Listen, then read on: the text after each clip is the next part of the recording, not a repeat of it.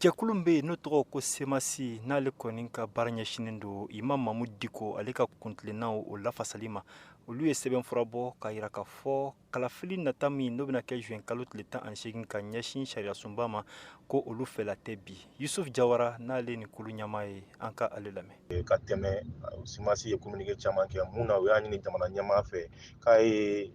laɲini min kɛ k'a fɔ k'a bɛ jamana sariya sunba k'a b'o falen k'a fɔ ko o yamaruya foyi t'u bolo sariya sira fɛ sabula ka d'a kan constitution dɔ bɛ yen o bɛ senna ka ban en tant que o bɛ yen o yɛrɛ de bɛ kuma a falen cogo kan. Abubakar Sidiki Fɔnba n'ale bɛ wasaden bulon na n'ale de sugandira k'a fɔ maa minnu n'olu sɔnna ni sariya sunba in ma ka taa a lafasa telesow la ani fan tɔw la a y'a jira k'a fɔ an bɛ don min na ko bi cɛmancɛ fanga maaw u dagalen don ka ni sariya sunba in ka falen.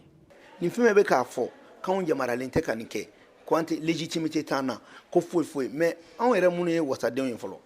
anw bɛ jamana ka kasabi min n'anw b'o voter o kasabi jɔnni bann'a ka wari la ko parce que ko on est illégitime. Président min bɛ an kunna bɛɛ ko a ka yɔrɔ la ka na monter en puissance bɛɛ ko k'i b'i yɛrɛ ye o la légitimité tɛ mɔgɔ min na o bɛ armée la yɛlɛ ka taa fan jumɛn k'e k'i yɛrɛ ye o kɔnɔ. O kɔfɛ a tilala ka jira k'a fɔ fɛn wɛrɛ min b'a to k'u dagalen don o ye k'a fɔ malidenw ka laɲini de ye nin sariya sunba kura in ye Abubakar Sidiki Fɔnba. Jamanadenw ye fara ɲɔgɔnkanba min kɛ n'a bɛ fɔ o ma ko assise nationale o farankɛ de nana taara laban jamanadenw ka laɲini dɔ ma ni o laɲini de kɛra sababu ye ka sariya sunba kura sɛbɛnni k'o fɔ an ka jamana ɲɛmɔgɔ ɲɛna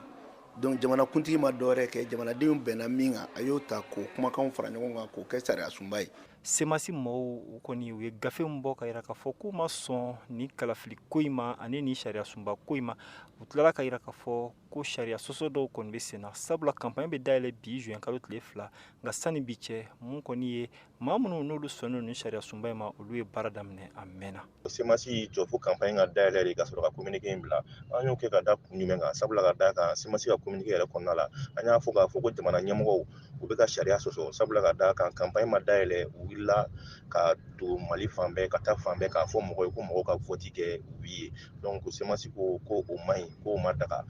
Hakililajigila mun kɔni ye nin sariya sunba in ale kalafiliw a bɛ daminɛ juin kalo tile 11 ni an ka finitigilamaw ye wa tile 18 maliden tɔw olu bɛ taa u ka kalafili. Mohamed Daɲoko VOA Banbara tɔgɔ la ka bɔ Bamako.